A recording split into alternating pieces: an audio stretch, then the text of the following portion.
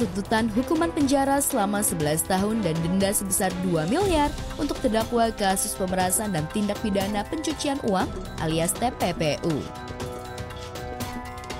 Tuntutan itu dibacakan kemarin dihadirin langsung oleh terdakwa yang dilaporkan bos skincare Reza Gladys. Mendengar tuntutan jumlah hukuman dan denda, Niki pun berusaha santai menjawabnya.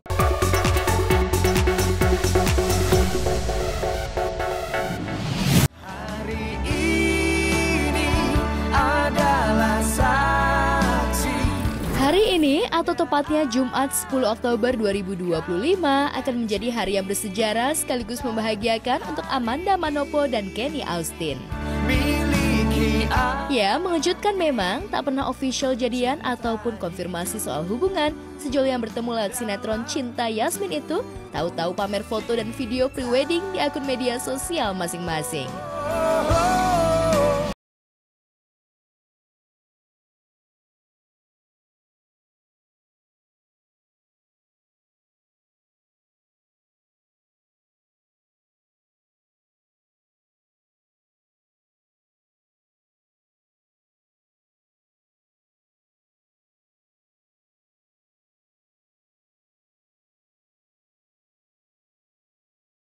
Sampai di situ, keduanya juga mengunggah undangan digital wedding yang menampilkan foto kolase masa kecil mereka. Alhasil netizen pun ikutan happy, gemes, shock, hingga masih tak percaya dengan kabar bahagia ini. Ini beneran gak sih? Takut banget nih prank. Kirain sinetron baru, taunya beneran. Kalian nyangka gak guys?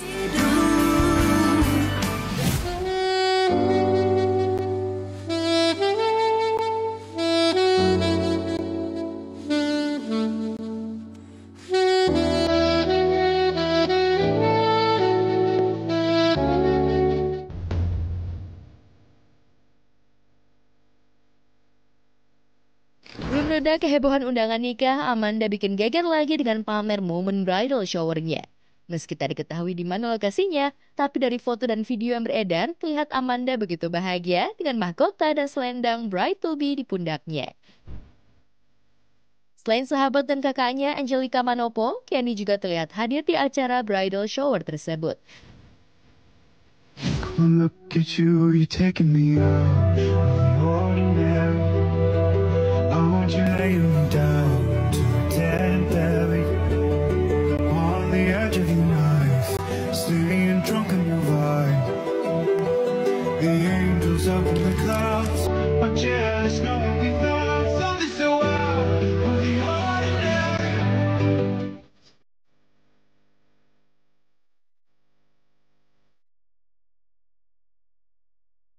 Acara bridal shower boleh terlihat sederhana, tapi cincin lamaran yang melingkar di jari manis Amanda bukan cincin kaleng-kaleng alias bikin melongo.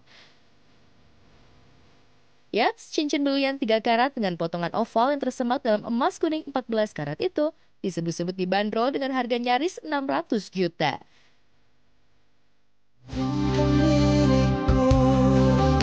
Wajar kalau Kenny jor-joran untuk membahagiakan Amanda. Wong pria berusia 33 tahun itu sepertinya sudah lama mengagumi sosok Amanda. Bisa jadi dipasangkan sebagai Romeo dan Yasmin adalah salah satu kebahagiaan tersendiri untuk Kenny. Lihat saja, dalam salah satu interview dengan awak media beberapa waktu lalu, ketika harus memilih Yasmin atau Amanda, Kenny pilih Amanda. Dua-duanya nggak boleh. Boleh 2, kenapa harus 1? Ya sebenarnya beda lah kalau mau ngomongin Yasmin mah kalem, Amanda yang asli kan ya suka bercanda gitu kan. Ya Amanda lah kalau bilang ya. Dia seorang aktor yang profesional juga. Dia tahu harus ngelakuin apa. Jadi buat aku tuh lingkungan kerja enak aja gitu. Dan cara ngebangunnya sih buat aku sih nggak ada special treatment seperti apa. Kita ketemu tiap hari di lokasi, kita ngobrol, itu secara otomatis akan kebangun secara tersendiri kok. Tak ada yang menyangka memang chemistry keduanya saat bermain di sinetron Cinta Yasmin sebagai pasangan Romeo dan Yasmin menjadi chemistry yang kuat di dunia nyata. Saking kuatnya, di luar sinetron keduanya kerap menghabiskan waktu bersama. Malahan Kenny yang hobi traveling dan naik gunung sempat menularkan hobinya ke Amanda. Kala itu banyak netizen yang sebenarnya mulai curiga dengan kedekatan mereka. Karena foto-foto liburan Amanda dan Kenny di luar negeri punya banyak kecocokan tempat. Apalagi tanpa malu-malu, Manda juga sempat memeluk Kenny di atas Gunung Merbabu. Kau hilang arah.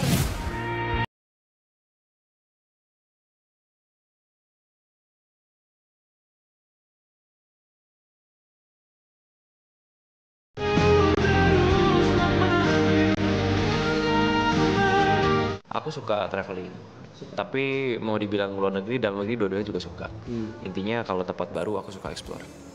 Tempat baru suka explore. Aku suka explore. Ya bisa dibilang life for traveling lah kalau aku mah. Melihat budaya baru, melihat kota yang baru, suasana baru, tradisi mereka, ya banyak lah.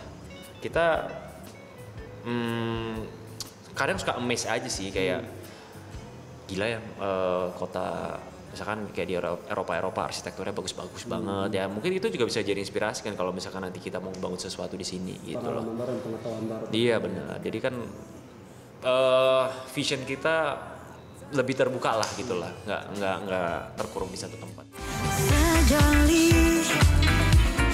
Usai naik gunung bareng, kedekatan keduanya pun makin santer diberitakan gara-gara Amanda keciduk rajin nemenin Kenny main pedal. Meski tak satu frame, tapi Amanda begitu sweet mengamati sang kekasih dari luar lapangan dan memegang tumbler kesayangan Kenny. Pusing karena umur setua. Aman saja mau ngapain mau repot. Jangan sampai tua turun dari kipot. Itu kan rombongan rame-rame. Jadi ya itu ya kita pergi rame-rame. Kan naik gunung itu kan rame-rame, emang untuk vacation aja. Kalau didoain pasti, kalau doa baik pasti diaminkan terus. Apapun lah doanya juga amin.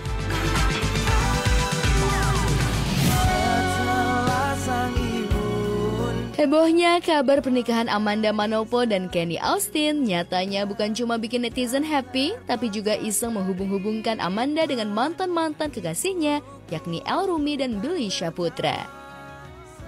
Ya, disinyalir Amanda nggak mau kalah gercep sama El Rumi yang baru melamar Syifa Haju di Swiss dan juga Billy yang sudah lebih dulu menikah hingga dikaruniai baby boy. Apalagi Amanda bersahabat dekat dengan Syifa Haju. Sudah pasti Manda ingin merasakan kebahagiaan yang sama seperti sahabatnya. Ya alhamdulillah, doain aja pokoknya yang terbaik. Doain aja yang terbaik pokoknya. Cepat nikah nih Kak. Tahun ini atau tahun depan nih Kak? Pokoknya tahun ini atau tahun depan, pokoknya doain yang terbaik dan semoga itu menjadi hal yang terbaik buat kita. Menariknya, meski Syifa duluan yang pamer sudah dilamar El Rumi, tapi Mandala yang lebih dulu menikah. Tanggal pasti pernikahan Syifa dan El bahkan belum jelas. Ada yang bilang tahun ini, tapi ada pula yang mengatakan tahun depan.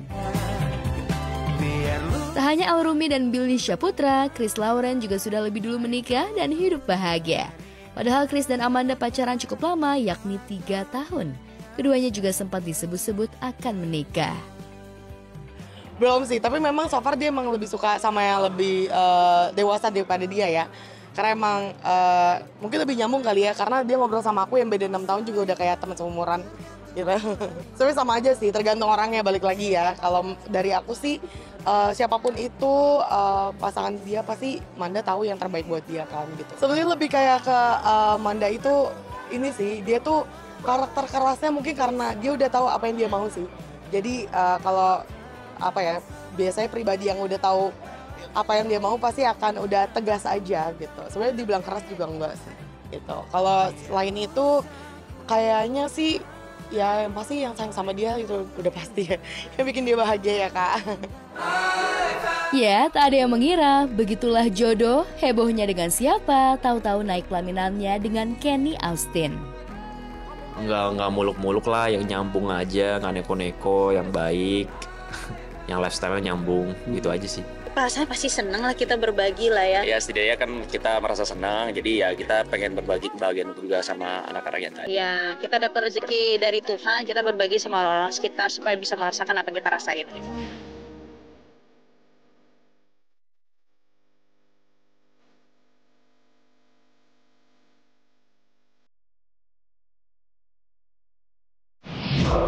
Menjatuhkan pidana oleh karena itu dengan pidana penjara selama 11 tahun dan denda sebesar 2 miliar rupiah dengan ketentuan apabila denda tersebut tidak dibayarkan maka diganti dengan pidana kurungan selama Jaksa penuntut umum akhirnya melayangkan tuntutan hukuman penjara selama 11 tahun dan denda sebesar 2 miliar untuk terdakwa kasus pemerasan dan tindak pidana pencucian uang alias TPPU.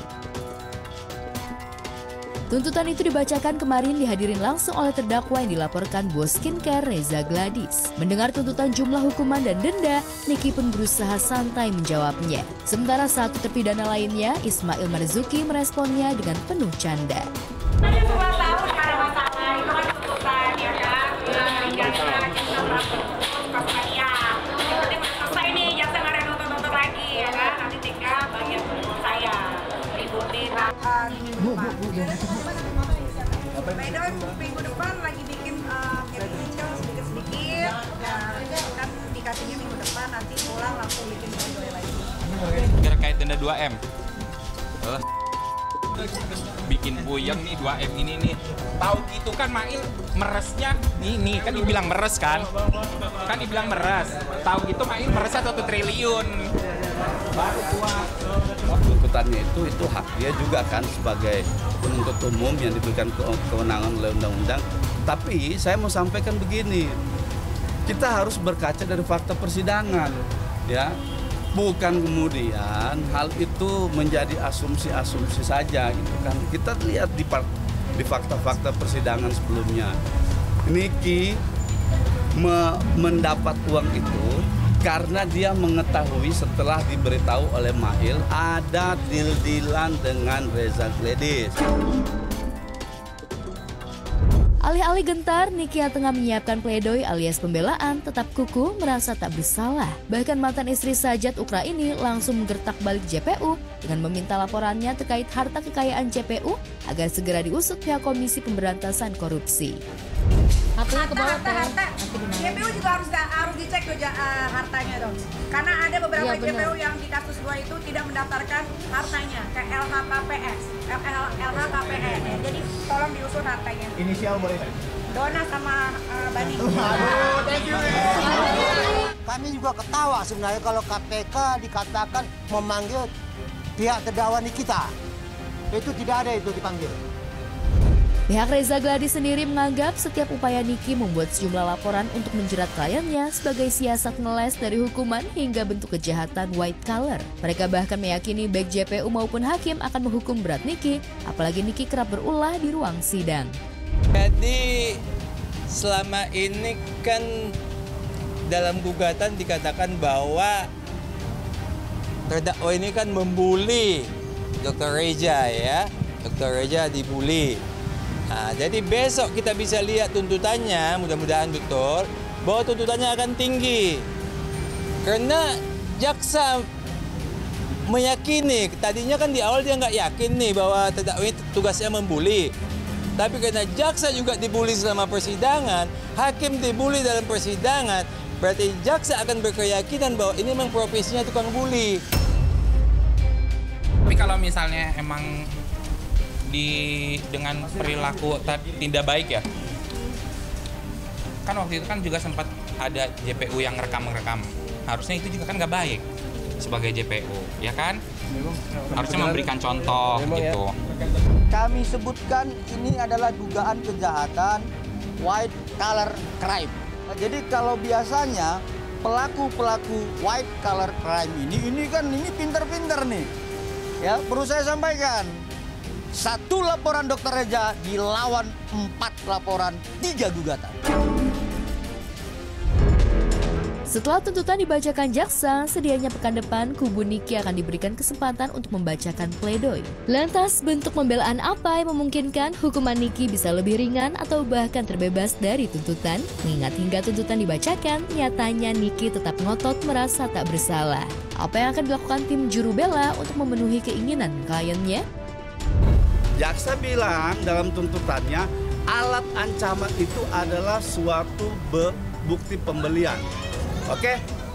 Pertanyaan seriusnya, kalau itu dibilang sebagai alat mengancam, maka pengancaman pencemarannya di mana? Saat Niki tengah dibayangi hukuman penjara 11 tahun dan denda 2 miliar,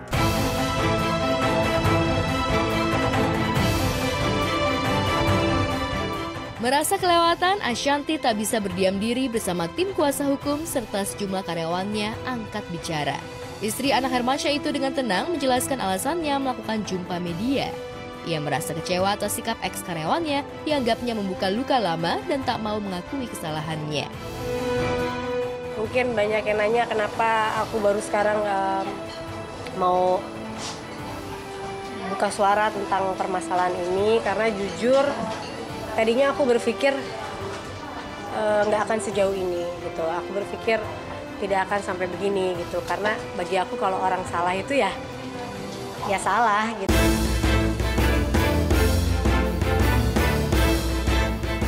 Di hadapan media, Ashanti tak sungkan lagi menjelaskan sekaligus memberikan bantahan atas tudingan yang sudah dilontarkan, bahkan pelaporan Ayu Khairun terhadap dirinya, terutama soal adanya intimidasi hingga perampasan.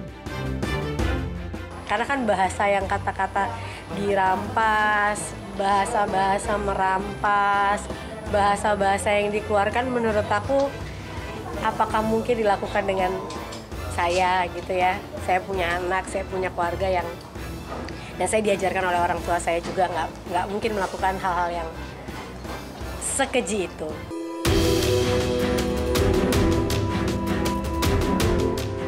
Pada kesempatan ini, Ashanti mengulik ingatan bagaimana muasal bertemu dengan Ayu setelah sebelumnya dikenalkan oleh almarhum kakak ipar Ayu yang sudah bekerja di keluarga Ashanti. Bekerja sebagai admin, sikap Ayu dianggap kompeten berada di posisi keuangan. Sejak itu, masalah itulah permasalahan ini mencuat. Pada bulan Mei, habis lebaran ini tepatnya, ada uang di satu rekening tiba-tiba lenyap 800 juta. Habis 800 juta, 2 bulan setelahnya 500 miliar ya. Beliau menuduh bahwa yang mengambil uang tersebut adalah atas perintah Mas Anang. Kenapa saya ada curiganya sedikit ke suami saya? Karena tidak pernah terbesit di kepala saya orang ini mampu dan berani melakukan tindakan separah itu.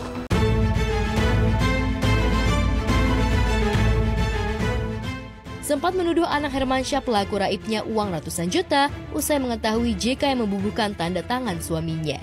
Ashanti akhirnya sadar jika pelakunya adalah karyawannya. Ashanti pun sempat melapor ke polisi dengan tuduhan dugaan penggelapan dana usaha kuliner sebesar 2 miliar. Kalau memang saat itu saya seperti yang dituduhkan suka merampas atau suka main hakim sendiri, ngapain saya harus nunggu terbukti benar-benar bersalah? Saya pasti kan curiga, dan saya tahu bahwa ada asas praduga tak bersalah, belum tentu dia, kan bisa jadi juga orang lain. Mas Haris telepon, Bun udah ketahuan malingnya, untung kan Bunda nggak ngamuk ke Bapak.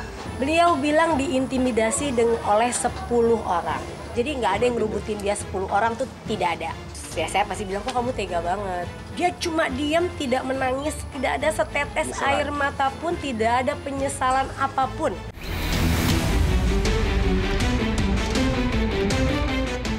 Ayu tidak tinggal diam, ia melaporkan balik Ashanti atas dugaan perampasan aset pribadi dan akses ilegal terhadap rekening bank miliknya.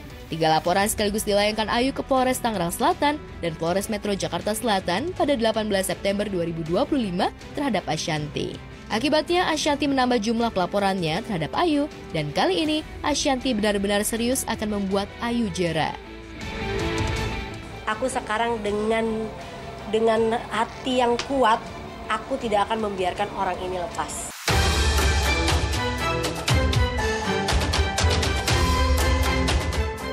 Ashanti mengaku masih syok mengetahui jika karyawan yang dipercaya tega melakukan tindak kejahatan hingga mengadu domba ia dengan suami tercinta.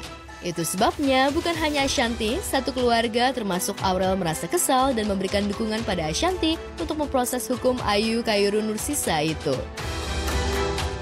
Kalau ditanya pintu damai, kalau dia kan bilangnya pintu damai nggak, ya asal 3 orang dipecat sama saya cabut laporan. Tapi proses hukum untuk kali ini saya rasa saya nggak bisa cabut.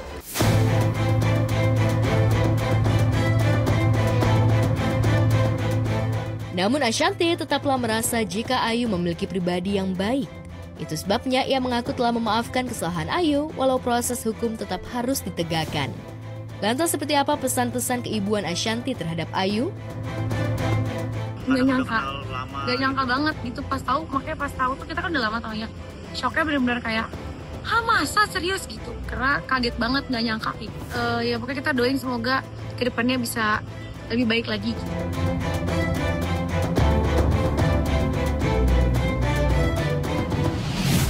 Pastinya ada rasa kecewa yang dirasakan oleh Ashanty. Apalagi bukan sebentar loh, Ayu bekerja dengan Ashanty. Tapi meski dilaporkan, Ashanty ini merespon santai laporan dari Ayu ya. Karena memang Ashanty ini mengungkapkan bahwa gak mungkin lah melakukan hal yang ditudingkan oleh Ayu. Mulai dari intimidasi dan juga perampasan aset. Kasus yang menimpa Ashanty ini pun juga bikin Aurel jelas ikutan shock banget pemirsa semuanya ya. Tapi yang jelas Aurel juga ikut mensupport Bunda Ashanty. Semoga masalahnya ini bisa cepat selesai dan keadilan bisa segera didapatkan. Nah, kalau Aurel dan juga Ashanty ini sepertinya shock banget gitu ya. Di sisi lain ada Fuji nih yang tadi mengaku geram banget loh pemirsa karena belakangan ini rumahnya kerap didatangi oleh orang-orang yang tidak dikenalinya. Waduh, ini kalau dipikir-pikir jujur sih ngeri juga ya sebetulnya. Ya semoga ada solusi deh buat Fuji yang bisa mungkin memperketat lagi keamanan di rumahnya ya. Stay safe. Well, coming up next pemirsa semuanya ada cerita seru banget nih dari Ivan Gunawan, Ayu Ting Ting dan juga Anwar Sanjaya. Berita selengkapnya akan Natasha hadirkan untuk pemirsa semuanya. Jadi jangan kemana-mana, tetap di obrolan seputar selebriti.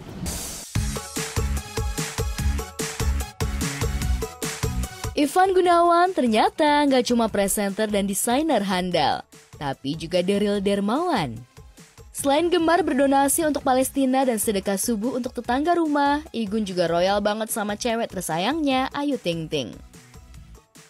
Demi Ayu tersayang yang ingin makan daging mahal dan enak di restoran mewah sama bestinya, Kiki Saputri dan Hesti Purwadinata, tapi lupa nggak bawa dompet, Igun bahkan rela menanggung semua biaya makan-makan Ayu. Gak bawa dompet. Setiap gak bawa dompet, pasti pada cuek. Kamu serius apa kamu gak bawa dompet apa gimana? Masa aku harus pakai demi Allah, tanya sama. Kamu ke restoran, kamu makan, nanti kamu telepon aku, ntar aku yang bayar. Langsung transfer ke restorannya. Gak asal speak dan cuma omong kosong doang, Igun beneran bayarin makan Ayu Ting Ting sama bestinya Kiki dan Hesti. Gak tanggung-tanggung, Igun rela menggelontorkan uang 10 juta rupiah buat Ayu Ting Ting. Igun emang udah seperti sosok suami buat Ayu Ting Ting. Ya udah 10 juta ke nomor rekening aku ya. Ya Allah.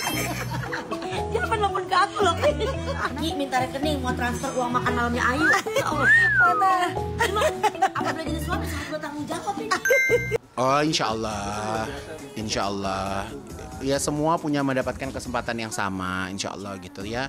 Balik lagi kalau misalnya untuk sama Ayu, kalau misalnya jodoh ya pasti jodoh gitu. Tapi kan sekarang memang kepentingan dan pemikiran kita juga belum ada di sana. Sempat trauma membantu orang lain gegara nenek viral asal Palembang, Oma Nino, tapi trauma itu tidak berlaku bagi circle terdekat Ivan Gunawan. Gak cuma mentraktir makan malam Ayu Ting Ting sebesar 10 juta rupiah, Igun juga pernah menghadiahi presenter Anwar Sanjaya perhiasan gelang tangan berlian seharga 200 juta rupiah.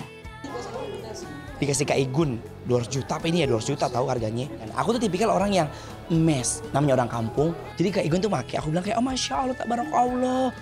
Megang-megang doang nih, megang-megang tangannya gitu. Dilepas, pakai kan? Lu mau kata gitu? Mau dong. Ini Diamond. Ya kalau mas beneran kita gigit tuh krik-krik kayak makan beling. Krenyik. Terus aku bakar nggak meleleh. Aku nelpon ke Igun, langsung ke Igun ya Allah. Dia langsung ngomongnya, awas ya lu jual ya.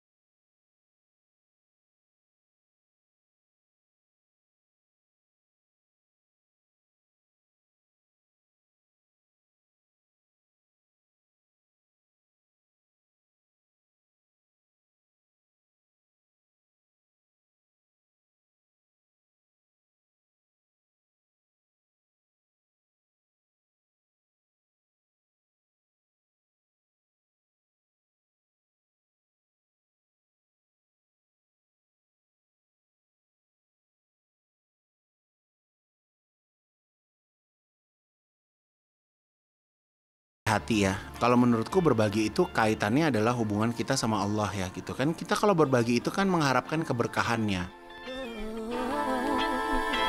Forget about the price tag. Kalau ngomongin soal kebaikan dari Ivan Gunawan, memang gak ada habisnya ya pemirsa semuanya. Selain ya rajin sedekah subuh setiap hari, terus aktif juga donasi di kegiatan sosial masyarakat. Igun juga terkenal loyal dan baik banget. Apalagi nih sama sahabat-sahabat selebritinya. Ayu Sabah Anwar ini menjadi salah satu sahabat Igun yang juga kecipratan kebaikan ya. Ya pokoknya urusan traktir teman sampai ngasih hadiah yang mewah, udah jelas kakak Igun juaranya. Berkah melimpah selalu ya buat Kak Igun dan juga pastinya sehat terus. Alright pemirsa GTV semuanya, sekarang waktunya berpisah. Tapi sebelum itu Natasha pengen ingetin lagi untuk jangan lupa terus saksikan obrolan seputar selebriti yang tayang setiap hari Senin sampai dengan hari Jumat jam 7.30 pagi waktu Indonesia bagian Barat hanya di GTV. Akhir kata Natasha Germania pamit undur diri. Have a good day, have a great weekend. See you next time.